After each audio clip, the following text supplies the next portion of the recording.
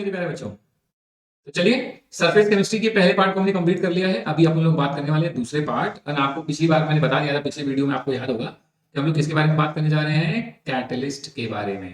तो बहुत सारे लोगों को पता है कैटलिस्ट। कैटलिस्ट मतलब सर, अरे तो पता है, ऐसा सब्सटेंस जो क्या करता है, किसी भी केमिकल रिएक्शन की रेट को क्या करता है, अल्टर करता है। अल्टर मतलब चेंज, इंक्रीज भी कर सकता है, डिक्रीज भी कर सकता है। इट डिपेंड ऑन कैटलिस्ट कैसा है।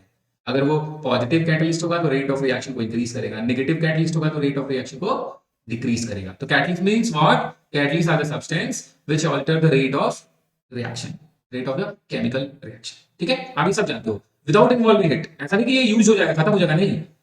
जितना आप कैटलिस्ट यूज किया था उतना ही आपको रिएक्शन बाद मिल भी जाएगा, खत्म नहीं होगा। ठीक है, ध्यान रखना, इंपॉर्टेंट लाइन था। कैसे समझाता हूँ, ध्यान से सुनिए। जैसे मैंने कहा है, केमिकल रिएक्शन हो रही है, NaOH और HCl को मिलाया, फटाक से NaCl और H2 बन जाता है, तुरंत क्विक रिएक्शन है। AgNO3 और HCl मिलाया, तुरंत हमें क्या मिल जाता है, पीपीटी मिल जाता है। किसका, AgCl के पीपीटी, व्हाइट कलर की पीपीटी हमें दिख जाती है। देखिए, ये क्विक रिएक्शन है। मतलब कुछ ऐसी रिएक्शंस है which occur in a fraction of second, immediate reaction होने लगती है इन फ्रैक्शन ऑफ सेकंड्स। लेकिन कुछ ऐसी भी केमिकल रिएक्शन है चैंपियंस, जिनको होने में सालों लगते हैं, जैसे रस्टिंग ऑफ आयरन। ऐसा थोड़ा ना आयरन का आपने कोई भी बोलते सब्सटेंस ले आए, आयरन रॉड आपके पास है और बाहर रख दो, तुरंत रस्ट लग जाएगा, नहीं ना। सालों लगते हैं रस्टिंग प्रोसेस होने में। तो कुछ रिएक्शन है जो फ्रैक्शन ऑफ सेकंड्स में हो जाती है, लाइक न्यूट्रलाइजेशन, प्रेसिपिटेशन, बर्निंग। कुछ ऐसी रिएक्शंस है जो जिनको होने में ईयर्स लग जाते हैं, जैसे मैंने बोला रस्टिंग ऑफ आयरन। ठीक है, तो फिर कैटलिस्ट क्या है, कैटलिस्ट का काम इन्हीं रिएक्शंस के लिए आता है। ऐसी रिएक्शंस जो जैसे KClO3, पोटेशियम क्लोराइड को हीट करो तो वो बनाता है KCl और लिबरेट होती है oxygen gas. This reaction take place 4 hour. लेकिन जैसे ही हमने इसमें MnO2, manganese dioxide catalyst add कर दिया, अब ये रिएक्शन प्यारे बच्चों 15 सेकंड्स में हो जाती है। क्या हो जाती है, 15 सेकंड्स में। मतलब कैटलिस्ट ने क्या किया, केमिकल रिएक्शन के रेट ऑफ को बढ़ा दिया, रेट बढ़ा दिया। जो रिएक्शन 4 घंटे में हो रही थी, वो MnO2 मिलाने से, कैटलिस्ट मिलाने से 15 मिनट में हो गई। और MnO2 कंज्यूम भी नहीं हुआ, खत्म नहीं हुआ। फिर आपको MnO2 मिल जाएगा, उसको तुम दूसरे रिएक्शन में यूज कर लो, सेकंड जो भी केमिकल रिएक्शंस हो, है ना। तो catalyst is the substance when added to the reactant system increase the rate of reaction without consuming.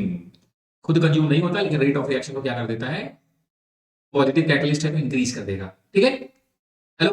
तो इसका मतलब मैंने क्या बोला, दिस फिनोमेना ऑफ फिनोमेनन क्या करने का, increasing the rate of reaction with the help of the catalyst. इस फिनोमेना को क्या बोलते हैं, कैटालिसिस। जिसने किया वो तो कैटलिस्ट है, और ये फिनोमेना क्या है, by which the rate of chemical reaction alter, उसको हमने क्या बोला था बच्चों, कैटालिसिस। ठीक है, अब type of catalysis. Type of catalysis बड़ा सिंपल सा फंडा है, क्या depending upon the phase of the catalyst and reaction mixture. देखो, होमोजेनस नहीं लग रहा है एक जैसा टाइप का, कहता है ऐसा कैटलिस्ट जो उसी फेज में हो जिसमें कौन सा है, रिएक्टेंट है, तो उसको हम क्या बोलते हैं, होमोजेनस। अब तो क्लियर ही हो गया हेटेरोजेनस का मतलब, ऐसा कैटलिस्ट जिसकी फेज नहीं सिमिलर है किसके, रिएक्टेंट के, उसको हम क्या बोलते हैं, हेटेरोजेनस कैटलिस्ट। देखो एग्जांपल, तुरंत समझ जाओगे। ठीक है, ध्यान से देखना। जैसे मैंने बोला, ये रिएक्शन क्या है, हाइड्रोलिसिस ऑफ ईस्टर। ये क्या है, इथाइल इथेनोएट, या आप कह सकते हो इथाइल एसीटेट। जब उसकी हाइड्रोलिसिस करते हैं in presence of acid, acid देखो एक्वस है और ये भी एक्वस है, दोनों एक्वस है, दैट मींस ये होमोजेनस कैटलिस्ट का एग्जांपल है। ठीक है, इसका एग्जांपल हो गया होमोजेनस कैटलिस्ट का एग्जांपल। तो ये फिनोमेना क्या कहलाए, होमोजेनस कैटलिसिस। तो समझ गए तुम कैटलिस्ट और कैटलिसिस का खेल। अगला देखो, अगला क्या कह रहा है, H2O2 एक्वस मीडियम में था, आयोडाइड आयन भी एक्वस मीडियम में है, किसका एग्जांपल हो गया, एक ही फेज में है, तो हमने क्या बोला, होमोजेनस कैटलिस्ट का एग्जांपल है। SO2 गैस है, ऑक्सीजन गैस है, जो तुमने ऐड किया कैटलिस्ट NO और NO2 वो भी गैस है, होमोजेनस कैटलिस्ट का एग्जांपल है। 3O2 ऑक्सीजन से ओजोन बन रहा है, ये भी गैस है, ये भी गैस है, होमोजेनस कैटलिसिस के एग्जांपल है। सिंपल सा फंडा है, समझने की बात क्या है कि रिएक्टेंट एंड कैटलिस्ट दोनों का फेज क्या अगर इक्वल है तो होमोजेनस कैटलिसिस, और होमोजेनस कैटलिस्ट कहलाएगा। मतलब catalysis that means a process, है ना, उसमें कंफ्यूज मत होना। ठीक है, एक मतलब आसान है क्या बोलना। कह रहा है जो हेटेरोजेनस कैटलिसिस प्रोसेस है जिसमें reactant and catalyst both are in different phase, वो कैसे परफॉर्म होते हैं, है ना। तो बड़ा सिंपल सा फंडा है, टेंशन मत लो। जैसे मैंने एग्जांपल किसका दे रहा हूं, जैसे मैंने बोला मान लो कैटलिस्ट तुम्हारा सॉलिड है और जो तुम्हारा रिएक्टेंट है वो क्या है, गैस है। तो सबसे पहले क्या होगा, diffusion of molecule to the surface. ये तुम्हारा सबस्ट्रेट है, इसमें सबसे पहले क्या करेगा, जो कैटलिस्ट है वो आके डिफ्यूज होगा, डिफ्यूज होगा, फिर क्या होगा, एब्जॉर्प्शन हो जाएगा। एब्जॉर्प्शन नहीं, सरफेस पे एब्जॉर्प्शन है, कलेक्शन एक्युमुलेशन है, तो वो क्या हो जाएगा, एब्जॉर्प्शन हो जाएगा ऑन द सरफेस।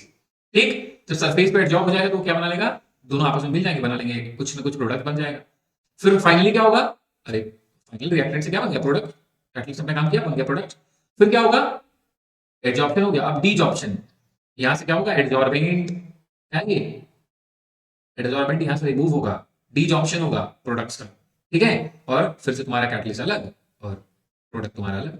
तो जो मैकेनिज्म है हेटेरोजेनस कैटालिसिस सिंपल है, इसको मतलब ऐसा क्या, अरे पहले सरफेस पे आया, फर्स्ट सरफेस पे आके डिफ्यूज हुआ, फिर क्या हो गया, एडजॉर्प्शन हो गया सरफेस के ऊपर, फिर प्रोडक्ट बन गया, फिर डिजॉर्प्शन प्रोसेस हुआ और फिर से डिफ्यूजन बैक, अलग अलग हो गए, खत्म। इस पे कौन सी बड़ी बात है ना? सिंपल है, चैप्टर ही सिंपल है, सिर्फ फोकस होकर सुनना है, आपने नोट्स बनाते रहना चैंपियंस, ठीक है। हेटेरोजेनस कैटालिसिस का एग्जांपल तुम देखते जान जाओगे, देखो SO2 गैस, O2 गैस, लेकिन बेरिडियम पेंटॉक्साइड सॉलिड, अरे सर हेटेरोजेनस कैटालिसिस है ना।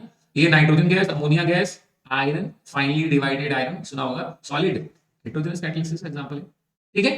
तो थोड़ा सा डिफरेंस पढ़ लेते हैं होमोजेनस एंड हेटेरोजेनस कैटालिसिस में। होमोजेनस कैटालिसिस क्या है, सिंगल फेज में होंगे दोनों कैटलिस्ट और रिएक्टेंट, यहाँ पे क्या होगा, डिफरेंट फेज में होंगे, सिंपल है। रिएक्शन किसमें अगर होगी, लिक्विड फेज और गैस फेज में होमोजेनस है।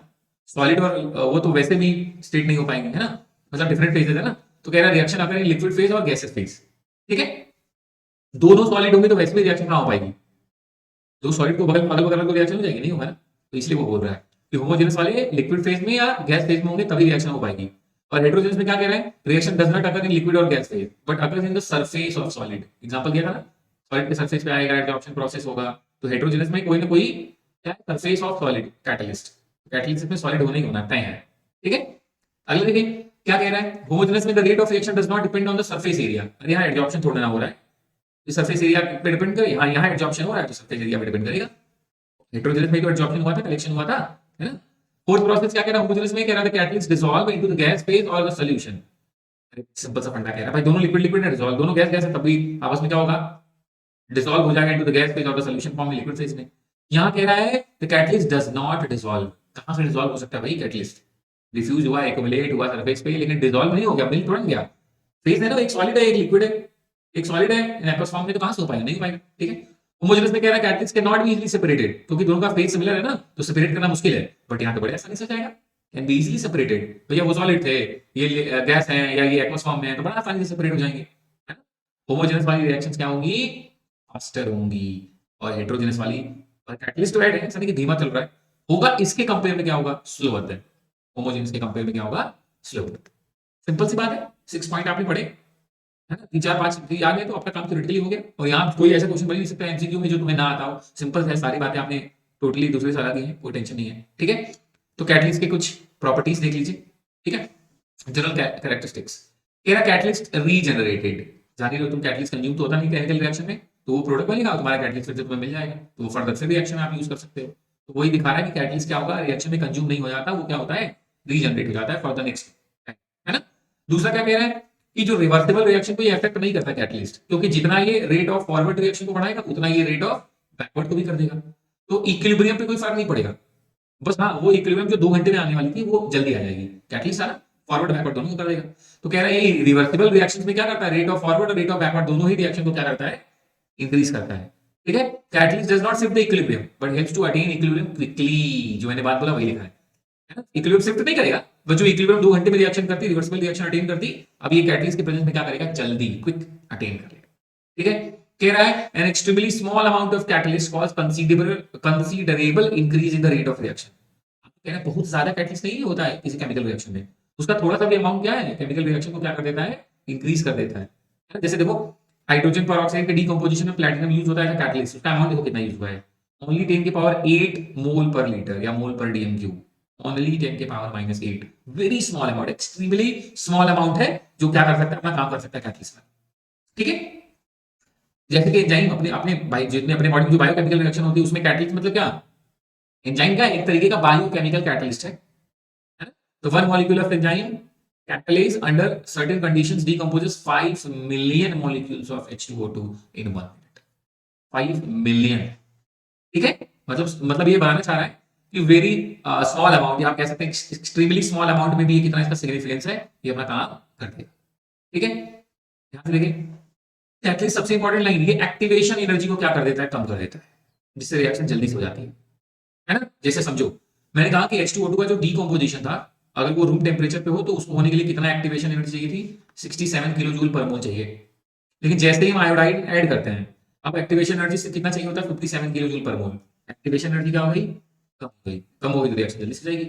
इसका मतलब catalyst makes the reaction to occur by different path, कैसे, to lower the activation energy. ये पॉइंट दिमाग में, जहन में, खोपड़ी में, मगज में बैठा लीजिए कि कैटलिस्ट एक्टिवेशन एनर्जी को क्या करता है, कम करके रिएक्शन को फास्ट कर देता है, ठीक है। मैं स्क्रॉल कर देता हूँ, मेरे पीछे कुछ छुप गया हो तो आपको दिख जाए।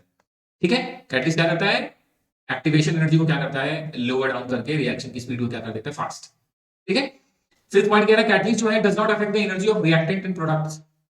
मतलब ये मत समझना कि जैसे मैंने बोला ये रिएक्टेंट है, ये प्रोडक्ट है, इसके लिए delta H of the reaction क्या होगा, enthalpy of reactant, enthalpy of product minus enthalpy of reactant. तो ये इसको चेंज नहीं करेगा कि तुमने कैटलिस्ट ऐड कर दिया तो delta H of the reaction change हो गया ना। एनर्जी सेम होगी, चाहे वो डेल्टा एच की value of the reaction same ही आएगी, चाहे तुम कैटलिस्ट के प्रेजेंस में रिएक्शन करो या विदाउट कैटलिस्ट का। मतलब एंथैल्पी ऑफ द रिएक्शन को वो चेंज नहीं करेगा, मतलब energy of the reactant and energy of the product वही रहेंगे। ठीक है, अगला पॉइंट क्या कह रहा है, जो catalyst does not initiate a reaction, catalyst reaction को इनिशिएट नहीं करता, सिर्फ वो रेट ऑफ रिएक्शन में चेंज कर सकता है। ऐसा नहीं कि कोई कैटलिस्ट केमिकल रिएक्शन को इनिशिएट करे, ऐसा नहीं है, सिर्फ वो रेट ऑफ रिएक्शन पे क्या कर सकता है, अल्टर कर सकता है, इंक्रीज डिक्रीज कर सकता है, नेगेटिव होगा तो डिक्रीज, पॉजिटिव होगा तो इंक्रीज। ठीक है, कह रहा है H2NO2 remain unchanged for years at 25 degree Celsius.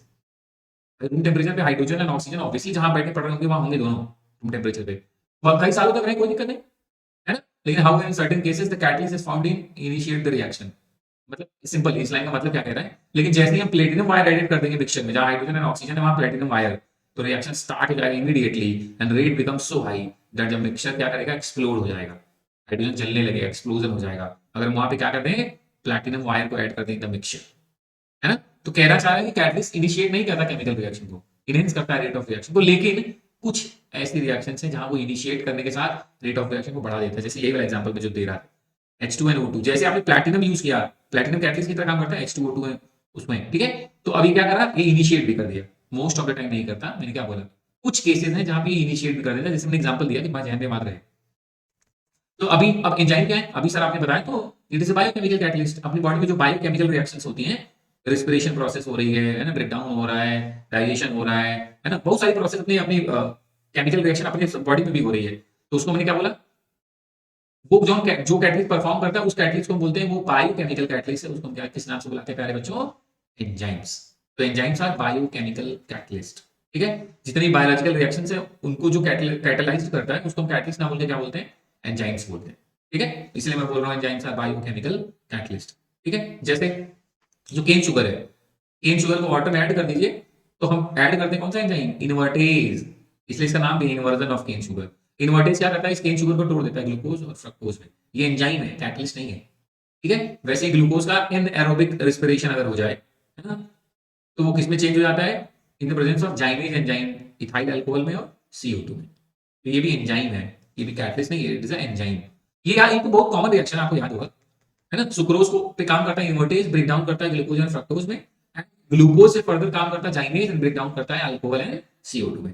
ठीक है, ये तो सिंपल सी बात आप जानते हो। ठीक है, अगला देखिए क्या कह रहा है, डीकंपोजिशन ऑफ यूरिया, यूरिया का डीकंपोजिशन होना into ammonia and carbon dioxide. Public toilet में ह्यूमन क्या करता है, यूरिक एसिड सीक्रेट करता है, उसमें जो यूरिया होता है वही क्या होता है, ऑक्सीडाइज हो जाता है, चेंज हो जाता है किसमें, अमोनिया में, इसलिए वहां बदबू आती है। ठीक है, तो मेरे कहने का मतलब सिर्फ इतना है कि यूरिया को चेंज करता है अमोनिया में कौन, यूरिएज। आपको पता है एंजाइम्स सबस्ट्रेट स्पेसिफिक होते हैं, जैसे अब यूरिया को तोड़ने के लिए यूरिएज की जरूरत नहीं पड़ेगी, एमाइलेज जाइमेज काम नहीं आएगा, दे आर सबस्ट्रेट स्पेसिफिक। जैसे मिल्क से कर्ड बनाने में लैक्टिक बैसिली, इससे चेंज हो गया एज एंजाइम। ठीक है, तो लैक्टोबैसिलस लैक्टिस सिक्रीट का मतलब वहां से में एंजाइम ऑब्टेन होता है, उसमें चेंज हो गया। एंजाइम्स के लिए मैं बोलूं आपको, फिर समझना मेरी बात, एंजाइम्स क्या होते हैं, हाई मॉलिक्यूलर वेट प्रोटीन ही है एक्चुअली, इनको हम बायोकेमिकल कैटलिस्ट भी बोल रहे हैं, दे आर सबस्ट्रेट स्पेसिफिक। और हर बार एंड प्रोडक्ट भी सेम होगा, मतलब हर बार यूरिया पे जब यूरिया आप करोगे तो हर बार यही बनेगा, ऐसा नहीं कि एंड प्रोडक्ट बदल जाए, नहीं। और ये एक ऑप्टिमम कंडीशन में काम करते हैं। ठीक है, ऑप्टिमम मतलब इनके लिए फेवरेबल पीएच होना चाहिए, फेवरेबल टेम्परेचर होना चाहिए, तो ये बहुत अच्छे से काम करेंगे। और एंजाइम भी हाईली स्पेसिफिक है, इनका स्मॉल अमाउंट, थोड़ा छोटा सा सिस्टम, थोड़ा सा भी अमाउंट इनका अपना काम कर देता है, हाईली इफिशिएंट होते हैं। जैसे मैं आपको फूड को लेके बोलूं, देखो क्या कह रहा है, if there were no enzyme in our digestive system it would have take 50 years to digest, 50 साल लग जाएगा जो एक बार आप खाना खाओगे सिंगल मील। वो तो इतने अपने पास एंजाइम है जो आप 1 घंटे बाद फिर भूख लग जाती है आपको, है ना। तो इफिशिएंसी की बात करें, दे आर हाईली इफिशिएंट, ये इंक्रीज कर देते रेट ऑफ रिएक्शन को, देखो 10 की पावर 8 टू 10 की पावर 20 टाइम्स, स्मॉल अमाउंट भी इनका माइक्रोग्राम में भी प्रेजेंट हो तो इतना चेंज हो जाते हैं, केमिकल रिएक्शन के रेट को इतना बढ़ा देते हैं। स्पेसिफिसिटी की बात करें तो मैंने आपको बताया कि हर एंजाइम कैटलाइज करता है एक अपनी पर्टिकुलर रिएक्शंस को, ऐसा नहीं कि सब में यूज होगा, ऐसा नहीं हो सकता।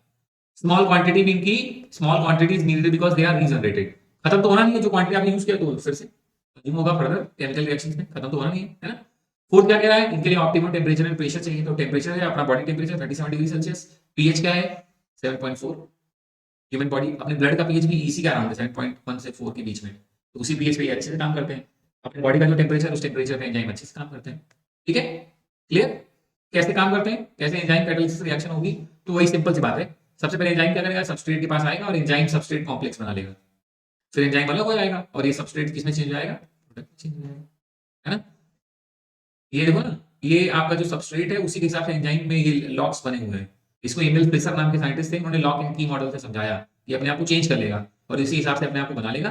तो एंजाइम एंड सबस्ट्रेट मिलकर बना लेंगे enzyme substrate complex, further enzyme अलग और सबस्ट्रेट चेंज हो गया किसमें, प्रोडक्ट्स में, है ना? इनको बोलते हैं एक्टिव सेंटर या एक्टिव साइट्स।